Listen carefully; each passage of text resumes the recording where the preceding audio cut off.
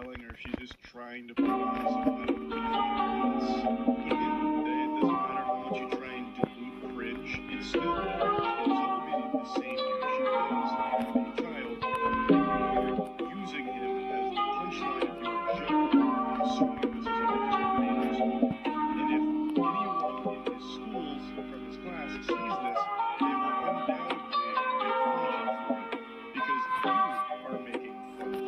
I remember when I was growing up, I used to get made fun of for being short, or actually there was a period in 4th grade where there was one guy in particular who used to make fun of me for having really red lips, so he called me Lipstick Boy. He was the only one that made fun of me in that manner, but for some reason that really struck a chord and it made me feel terrible. I couldn't imagine then going home and like hopping on TikTok and seeing my mom be like, my son just fucking puked 3 times because someone let out a stinky fart. What a weak boy, what a weak little man, and it makes me upset that I was about to fuck. I was about to have some naughty sex, and now I've got my stupid son who needs to get picked up from school. What a waste of time and what a waste of space that kid. It's like, Jesus, that would hurt on such an unbelievably profound level. It would actually hurt more if this is a fake story. Like, Mom, why are you lying about me just to dunk on me for internet points? Like, Jesus, why are you treating me like a punching bag? And of course, I go into school the next day, afraid, looking over my own shoulder, like every step of the way down the hallway, wondering who's going to insult me if they happen to see my mom's viral video. So I have to interrupt my day.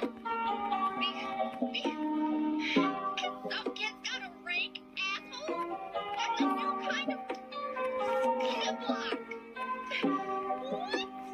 That's some bullshit. I was like, I'm like, can I be like an hour? Can we like work something out? And he was like, he needs to be picked up immediately because he threw up. I really don't get why she tries to censor herself. So instead of saying cock block, she puts up a C and like, I don't know, stop sign. I actually don't really know what that was. It's fucking force push at the camera. But like, she does like mouth the words cock block, and I don't know why she doesn't say it with her whole chest. She says holy shit, she says fuck. Like, it's not as though she's censoring bad words or anything. So what is the point in all of these huge, exaggerated Pixar animation gestures when talking about you having to leave getting piped to pick up your kid? I don't really understand the point of that. He threw up because he has a weak stomach. What about the kid who busted ass so much and cleared out an entire goddamn library? That seems like a problem. He seems like he should get some medical attention. Not my kid. Busted ass doesn't mean what you think it means, lady. It doesn't refer to farting. It refers to falling and hurting yourself. That's when you bust ass. What you're looking for, what you're trying to use, is ripping ass. Ripping ass is what you're trying to describe here. You're not even using the correct terminology. You're not using the preferred scientific nomenclature to refer to this incident. Not my kid who's just got a weak stomach. Damn. It's not, I'm gonna cool it man for the side.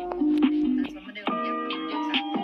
I got a lot of aggression. Here's what I think. I think at some level this story has true elements, but it's embellished for the sake of her being able to exaggerate, because she thought it would make for a silly video that TikTok would gobble up. But I don't know why she thought it would go over well. At the core of this story she's telling, it's she's having sex, has to stop having sex because her child is puking in school, and she's insulting her child. It's a horrible thing. This is not a story you gotta share. It was true because it would be embarrassing and make you very unflattering. But if it's fake, it makes you look like an attention-seeking clown chaser that will use their stepping stool like a fucking doorknob to a clown. There's just no winners with whatever you're doing.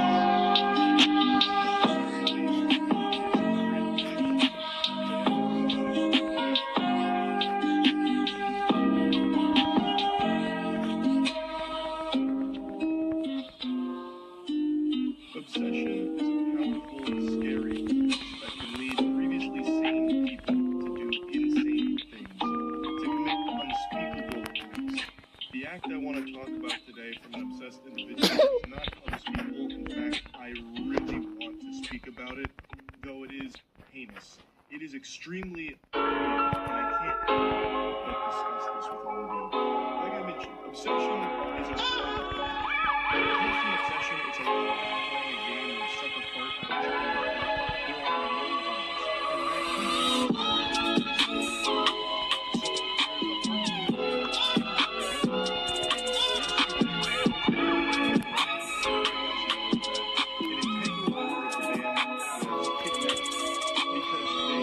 hardcore game of steal one of the other members' fiancés. And the way that they did this was by secretly releasing their pre-workout estrogen, the goal of making that bandmate seem less manly in comparison to him.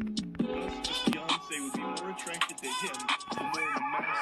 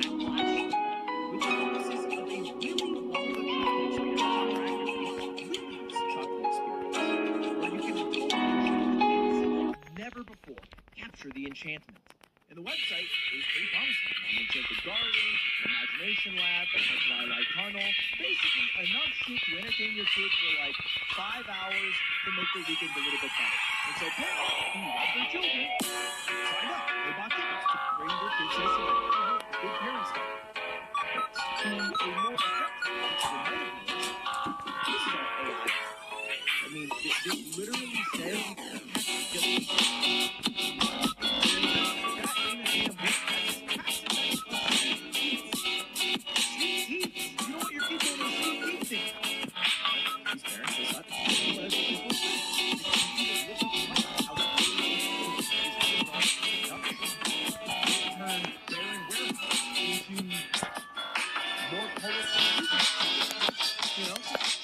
legit productions in the past. I can see why a parent would look at this and think, oh, they're basically going to go to like Mr. Beast's Willy Wonka. You know, you walk in, your kids get this huge experience, they get to eat delicious chocolate, and they have a good time. And this idea is supposed to be a walkthrough experience where actors are hired, the story would unfold in this area, and there would be activities, pictures, chocolate, you name it. But what actually happened when you showed up was it looked like this. These are real pictures. This picture's fucking crazy. These are real pictures from the event. It was just a warehouse with, you know, like 30% of the work put in to making it look like a chocolate factory. Okay, this Oompa Loompa doesn't look like they're having the best day. And this was reported everywhere. But for context, a ticket was £35 or $44 per person. There were people who brought multiple children. Look at this, 3 kids, $44 per person, over $100 spent to show up for this, I mean, really fucking scam. This is just AI art printed on a wall. Doesn't even fit the goddamn wall. Look at this bounce house, dude! Very sad!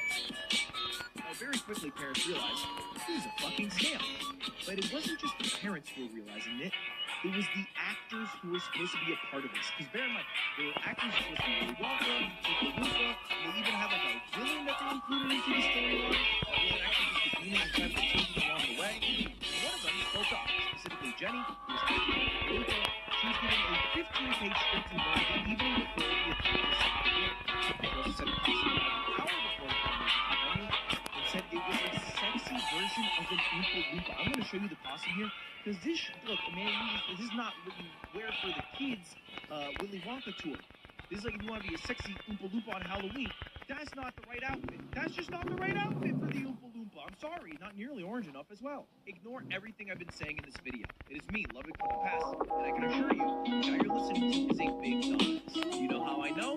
I just looked at his Rocket Money account, and he is spending $10 a day on Microsoft. What is that? Another 10 to Elon Musk while we're at it? We're just giving money to billionaires? Don't be like Ludwig. Be smarter. Use Rocket Money. If you don't know, Rocket Money is the personal finance app that lets you cancel subscriptions, lower your bills, and generally manage your money better. I mainly use it to cancel subscriptions because, as you guys know, if you want to watch anything on TV, you have to sign up for a new streaming service about once a month. So I get sick and tired of paying for a service that I don't even use after I finish the show that I like watching. And the only way I remember that I signed up for it is with Rocket Money. You don't have to just listen to me. Rocket Money has saved customers an average of $740 for a grand total of $500 million saved in canceled subscriptions. So to save more and spend less and join the over 5 million people using Rocket Money, go to rocketmoney.com/mogulmail.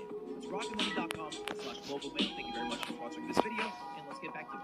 Saying this, I forgot one of the most important details, which is that Willy Wonka's chocolate experience had no chocolate. Like, they literally gave the kids 0 chocolate. In fact, the only thing they gave the kids, and this is real, was 1 jelly bean. And a half a cup of it. 1 jelly bean and a half a cup of it. From Willy Wonka, bro! This was just a kid. Cross over all the time, I went crazy back to what I was talking about. Damning proof that this was a scam was from the actor who played Willy Wonka himself. Let's just hear him talk. So the first red flag for me was when I was cast as Willy Wonka. Anyone who looks at me and thinks Willy Wonka and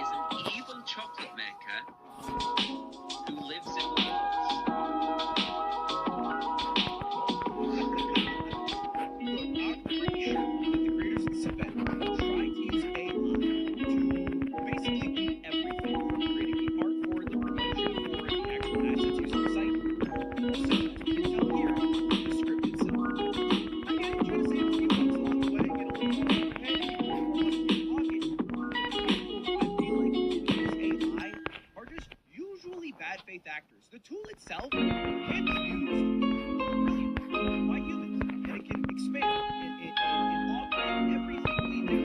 I just feel like most people who use it are just trying to get it to do all the fucking work for them. That's just not what you use it for. Here's the fucking craziest one of all. Here's one of the scenes where kids actually experience mental stroke.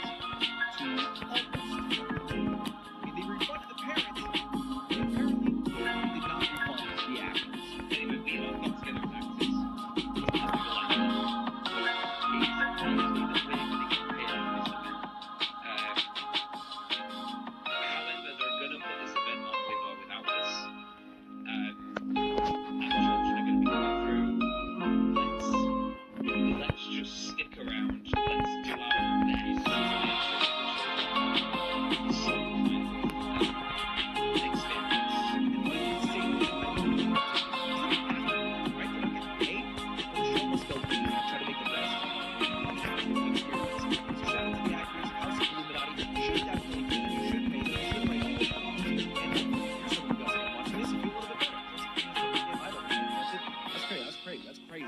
All right, see you later. Goodbye. See you later. Goodbye.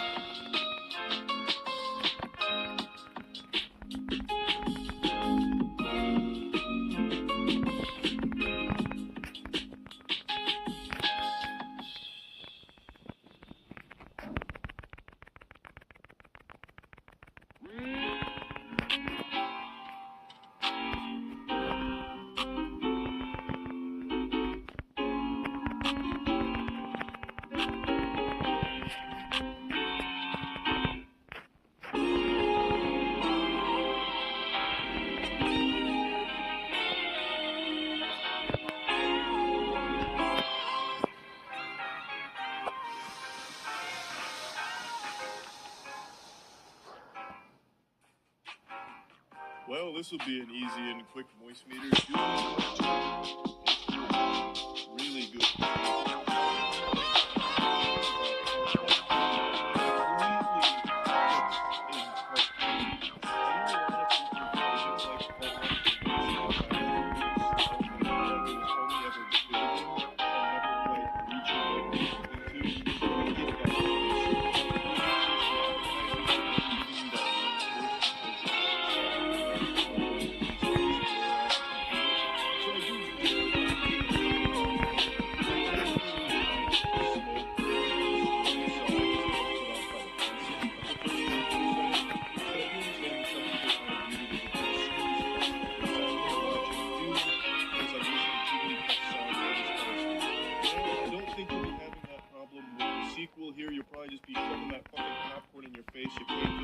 feet, but you only need the edge, because part 2 has a lot going on all the time.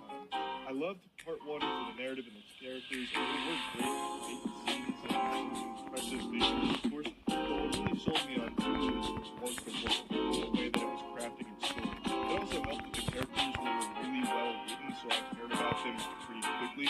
In part 2, I care about them even more, and they're even more fleshed out. Time with them, and the writing is still super good. Part 2, though, blesses us with some incredible action sequences that are visually stunning and just some beautiful scenes. By far, my favorite sequence in this film is when we're getting to know the Harkins. There is, a new Harkonnen coming into his own here in a big way, taking on a large role in the story. In order to really get they have this gladiatorial show match where he just goes in there, takes a couple scalps, nuts the bunch, it's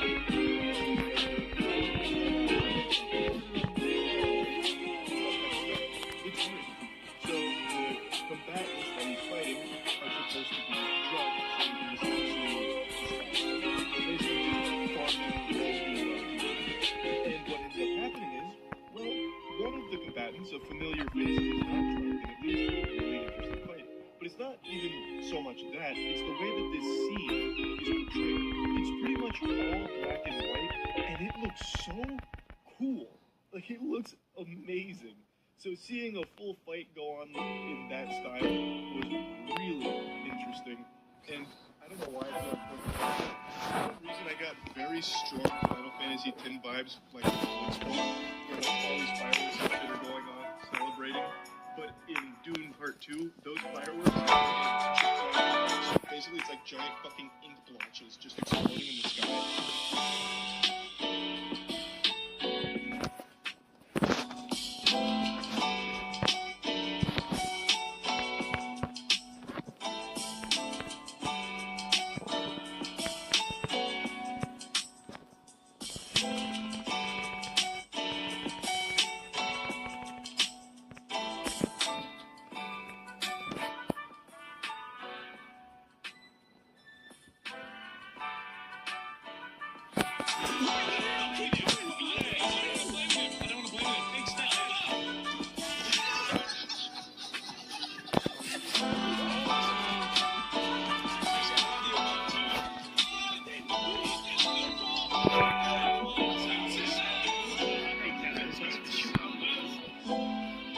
£100,000, 7 games, 5 contestants, 3 lives, 2 teams, and a man with shin splints.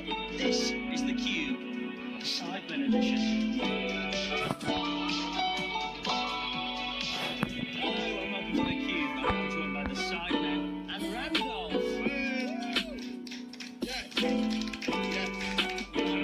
What's happened, buddy? We losing 3. Yeah. We're down 3. Yeah. That damn virus. I swear it was that birthday. It's right.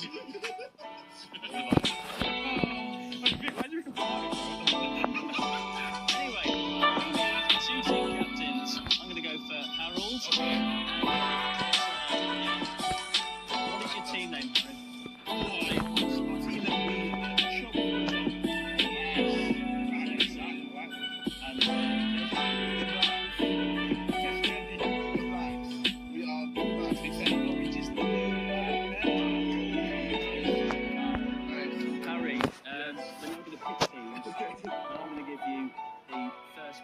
Okay, who are you going for? I'll pick Ethan.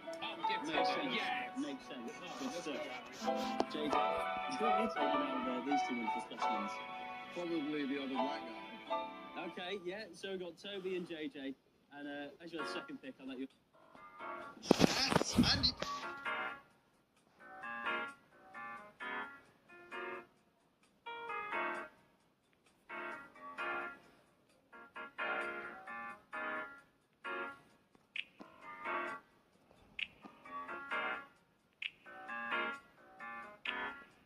Here you go.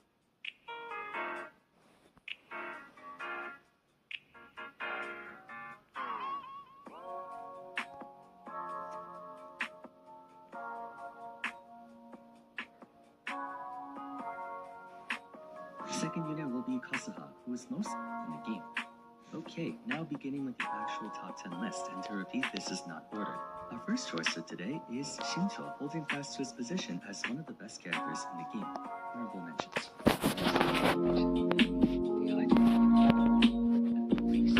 Second channel will be Kokomo, essentially becoming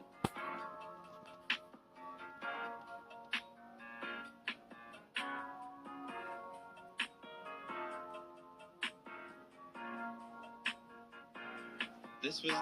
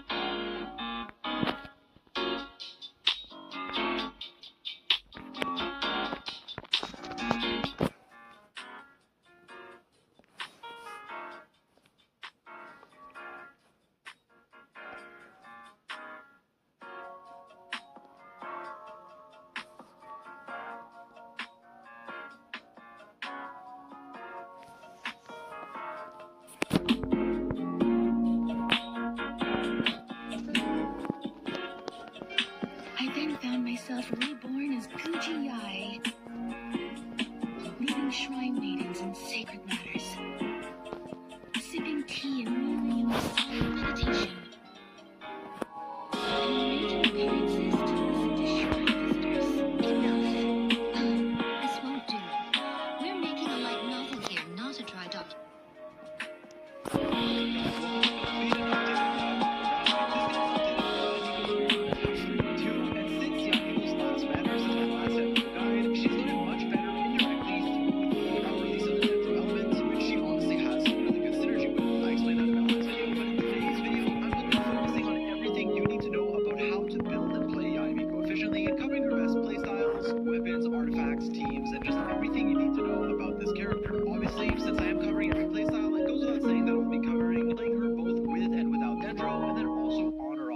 As there are quite a few different ways to play and build this character, which I will explain in as much detail as possible without taking too much time. Because of that, I do want to get right into it, but before we do, I want you guys to know that I do stream most nights on Twitch. Link in the description if you're interested. And with that being said, let's get into it. Alright, so starting things off, what does Yae Miko actually do? What do her talents and abilities do? Well, first of all, her elemental skill is a sort of electro shrine that she can place after dashing in a direction. When you use it, you will dash in whichever direction you're facing and place this Sakura shrine behind you that will periodically hit enemies with a good amount of electro damage that is for the most part single target. What you need to know about this ability though is that you can place it 3 times. You can have up to 3 of these out at a time, and you do have 3 charges of it, 3 charges of your elemental skill, which means you're typically just going to use your skill 3 times, and then have 3 pillars out that will deal increasing amounts of electro damage based on how many you have. In fact, regardless of how many you have out, you're only going to be dealing 1 instance of electro damage, but this 1 instance will do more based on how many pillars you have out, and the maximum is 3 at Constellation 0, but if you have your second Constellation, you can unlock this level 4 scaling here, whereas if not, it's just level 3 damage, which is still really good. Just do note that level 4 is locked behind your second Constellation if you do choose to get that. If that wasn't enough, it's also very important to have 3 skills out at all times because of your Elemental Burst, which is a big strike of AoE electro damage, which does actually have a good area of effect and pretty high scaling, so it is a good ability. However, the total damage it deals does scale on how many pillars are out on the field, as the skill damage that it deals is this 1 primary instance of damage, but then after that, it will do another Thunderbolt for every pillar you have out. So if you have 3 out, it'll do. If not, you can ignore them. Alright, now moving on, let's talk about how to specifically build your Yae Miko. Starting things off, let's talk about artifact sets. While there are many options, I want to start by talking about the 4-piece Guild of Dreams. The 4-piece Guild of Dreams is typically going to be your best in slot artifact set for Yae Miko if you are proccing Dendro-based reactions especially. This is therefore going to be for quicken teams or aggravate teams, depending on what you want to call them, or for Hyper Bloom teams, where Elemental Mastery is going to be especially important. For those teams, Gilded Dreams is so good because of the sheer amount of stats that you gain from it. In fact, the 2-piece set will give you 80 Elemental Mastery, and then the 4-piece will give you additional EM or attack percent based on the elemental types of the party members you choose to run with your Yai Nico. Generally speaking, since you gain 50 EM for every non-Electro character and 14% attack for every other Electro character in your party, if you're running Yai with another Electro and 2 characters of different elements, which is pretty standard in many different team comps, you'll get a total of 180 Elemental Mastery and 14%